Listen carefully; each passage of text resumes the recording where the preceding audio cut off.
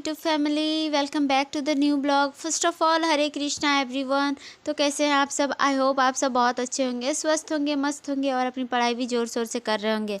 तो फ्रेंड्स, सबसे पहले मैं बता दूं, मैं जो है ना एसएससी सीजीएल 2025 के लिए अपने आप को तैयार कर रही हूं। आप सबको पता ही होगा। और चूँकि मैं फैमिली है मेरा, तो स्टडी करना थोड़ा सा मुश्किल होता है।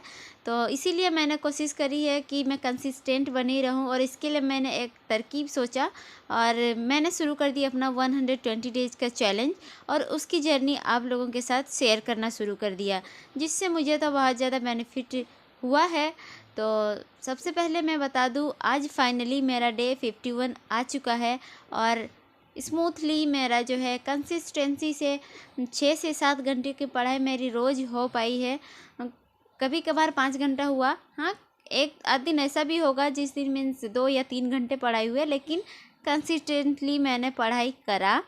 तो आज भी मेरी पढ़ाई हुई और मैं करी रात को स्टडी।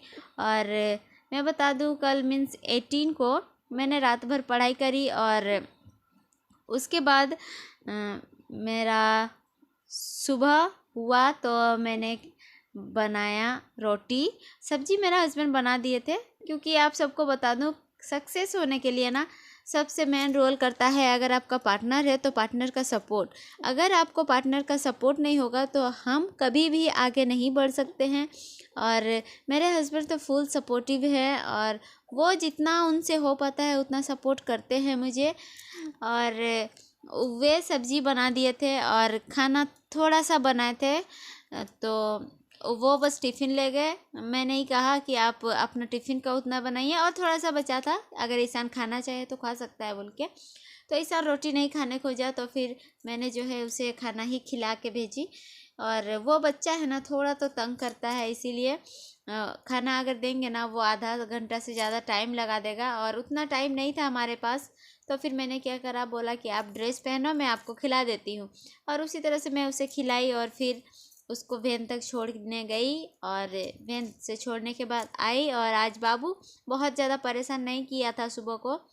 मेरे जो है ना फैमिली में और भी मेम्बर्स है, मेरे सासू माँ और ईशान के बड़े पापा लोग हैं, तो उनके बच्चे सब हैं घर में। तो उनके साथ बाबू खेलने लगा था और मैंने जल्दी जल्दी अपना काम ख़त्म करने की कोशिश करी।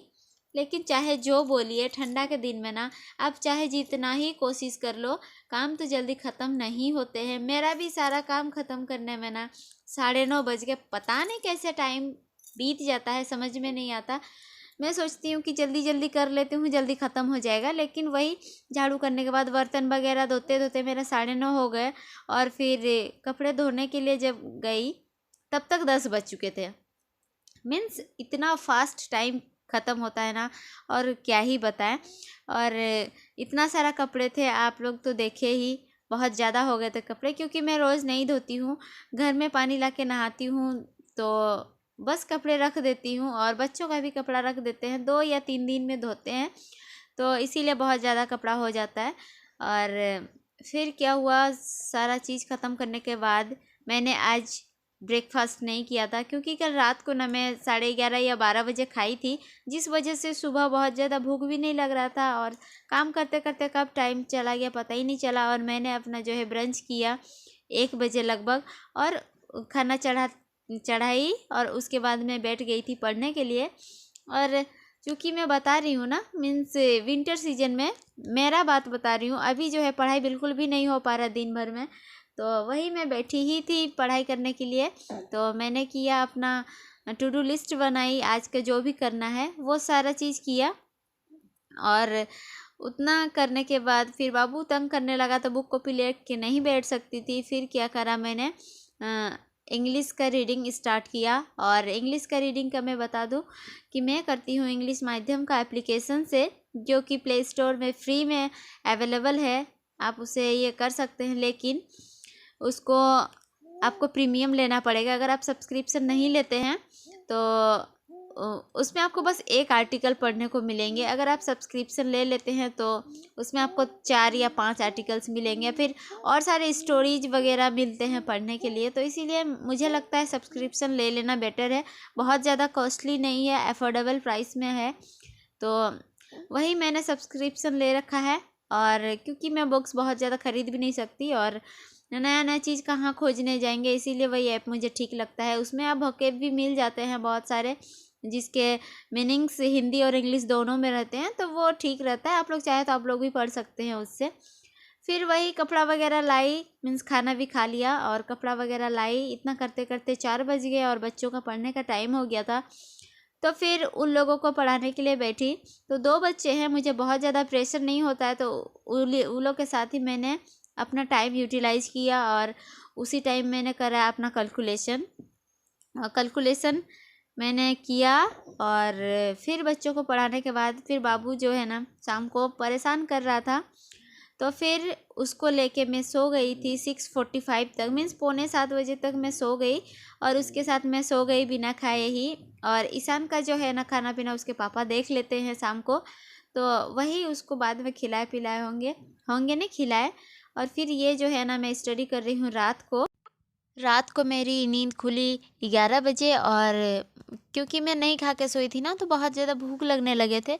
तो फिर मैंने क्या किया, चाय बना के ना अपना थोड़ा सा घर में कुछ टोस्ट थे तो उसके साथ मैंने चाय पिया।